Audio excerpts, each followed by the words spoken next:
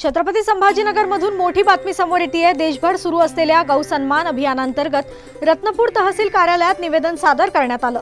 या निवेदनातून गोमातेला राष्ट्रमाता दर्जा द्यावा आणि देशभर गोहत्या बंदीसाठी कठोर कायदा लागू करावा अशी मागणी करण्यात आली।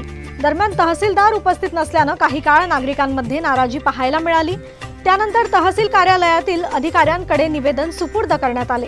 यावेळी शासनाने या मागण्यांकडे गांभीर्याने लक्ष द्यावे अशी अपेक्षा उपस्थितांनी व्यक्त केली आहे। गोमाताच्या सन्मानासाठी व गोहत्या बंदीसाठी आज सकल देशभरात निवेदन देण्यात येत आहे आणि आज रत्नपूर शहरात आपण आलो आहोत।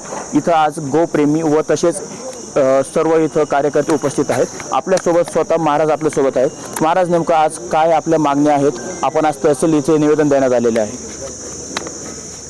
भारतातील प्रत्येक साधू संतांनी हाती घेतलेला उपक्रम असा आहे, गोमाता संरक्षण आणि गोमाता सन्मान आव्हान अभियान चालवलेलं आहे। या अभियानाचं निवेदन देण्याकरता ही सर्व तालुक्यातील सगळीच लहान मोठी मंडळी, साधू संत मंडळी, वारकरी संप्रदायातील मंडळी तहसील येथे निवेदन देण्याकरता आलो आहे।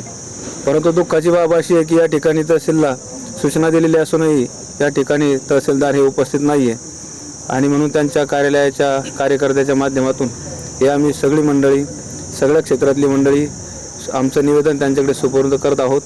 आणि सगळ्यांची मागणी एकच आहे की गोमातेला सन्मान मिळावा, अर्थात राष्ट्रमाता घोषित व्हावी आणि गोमातेला संरक्षण मिळावं, अर्थात गोहत्या बंद व्हावी, ही सर्वांची मागणी आहे।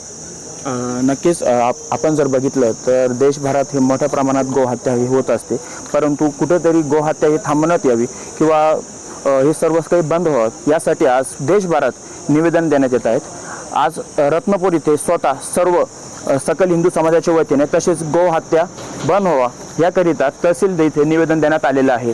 मी गौरव जोंधळे, सुदर्शन न्यूज, छत्रपती संभाजीनगर।